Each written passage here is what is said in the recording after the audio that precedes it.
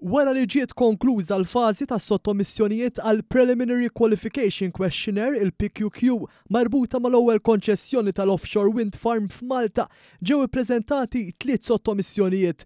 Il-PQQ li tnediet f'Diċembru tas-sena li għaddiet timmarka pass importanti fl-iżvilupp ta' dan il-proġett ta' importanza nazzjonali fil-qasam tal-enerġija rinnovabbli.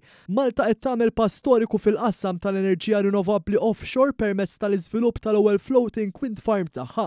Il-proġett li se jingħata permezz ta' proċess ta' dialogu kompetittiv jinkludi d-disinn, il-kostruzzjoni, l-operat u dekummissjonar ta' wind farm lil hinn mill-ibħra territorjali ta' Malta f'żona ddikjarata bħala parti miż-żona ekonomika esklusiva tal-pajjiż. B'kapaċità installata ta' madwar 300 megawatt, il-proġett jinkludi wkoll l-operat u l-manutenzjoni ta' offshore substation u export cable system li se jkun tal-gvern. L-elettriku li jiġi ġenerat se jiżdied fis-Sistema Nazzjonali ta' Distribuzzjoni ta' Vultaġġ Għoli ta' Malta. Brabta ma' dan il-Ministru għall-Enerġija Mirjam Dalli qalet li dan huwa pass importanti l quddiem fil-proġett u sinjal ċar li l-proċess issa verament beda. L-Inġinier Ismail D'Amato, kap eżekuttiv ta' Interconnect Malta, rimarka li l-impenn ta' Malta biex issaħħaħ il-kapaċità ta' ġenerazzjoni tal-enerġija rinnovabbli indiġena wasal f'pass sinifikanti hekk kif mexa l-fażi li jmiss ta' din il-proċedura kompetittiva.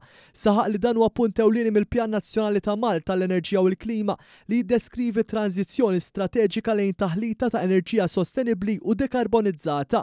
Is-sottomissjonijiet b'interess ġejjin kemm minn parteċipanti Maltin kif ukoll minn oħrajn fir-reġjun. Dawn huma Code Zero Consortium, Atlas Met Wind u Megatrick Soul Member Limited. Bħalissa dej il-proċess ta' evalwazzjoni tal-applikazzjonijiet li jinkludu dokumentazzjoni estensiva u tiffoka fuq il-verifika tal-konformità l-kapaċità teknika u dik finanzjarja. Minkejja l-volum ta' informazzjoni li trid tiġi evalwata l-priorità tal-awtorità kontrattwali hija li twettaq din l-evalwazzjoni bir-reqqa.